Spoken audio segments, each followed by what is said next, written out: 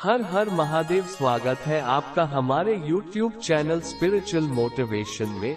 आज की इस वीडियो में हम जानेंगे कि महादेव जी ने मनुष्य के कर्मों का फल कितने प्रकार का होता है बताया है।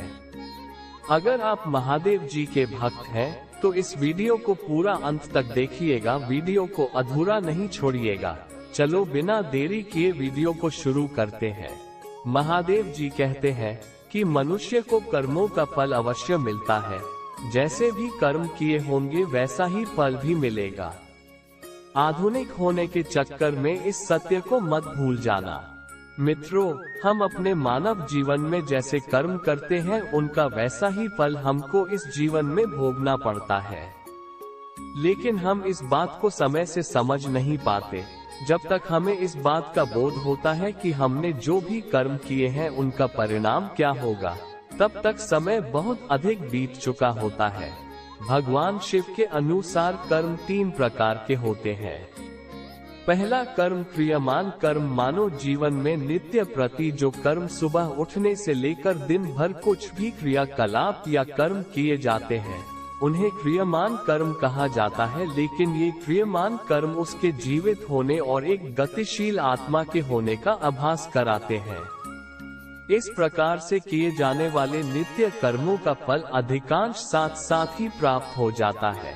जैसे यदि आप भोजन को ग्रहण कर लेंगे तो आपकी भूख स्वतः ही शांत हो जाएगी। यदि आप स्नान कर लेंगे तो आपकी देह स्वच्छ हो जाएगी और आपको स्फूर्ति एवं सुख का अनुभव होगा।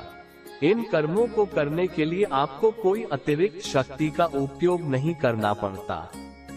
जैसे कि दिन भर की थकान के बाद आपको निद्रा अपने आप ही आ जाएगी। आपकी थकान के उतर जाने पर आप स्वयं ही उठ जाएंगे। किंतु यदि आप आलस्य को धारण कर लेंगे तो आपका ये कर्म आपको जीवन की गति से दूर ले जाएगा। आपको इसके दुष्परिणाम भी भुगतने पड़ेंगे। इस प्रकार से किए जाने वाले कर्म क्रियमान कर्म कहलाते हैं। दूसरा कर्म संचित कर्म। ये बात तो निश्चित हो चुकी है कि आपको कर्म तो करने ही पड़ेंगे।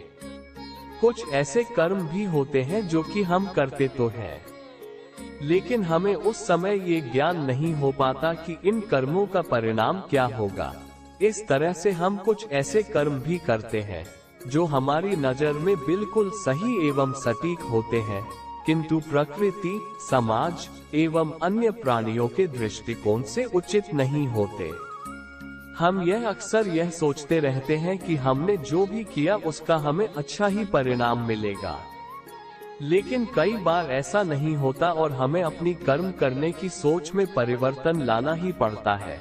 साथ भी उन कर्मों का फल भी चित्त में ही विद्यमान हो जाता है। जब तक हमें अपने इन कर्म का प्राप्त नहीं हो जाता तब तक वह कर्म हमारे चित्त में भी समाहित हो गए होते हैं। इस प्रकार के कर्म को संचित कर्म कहा जाता है। महादेव जी ने तीसरे कर्म के बारे में क्या बताया है वो जानने के लिए इस वीडियो का पार्ट 2 जरूर देखें।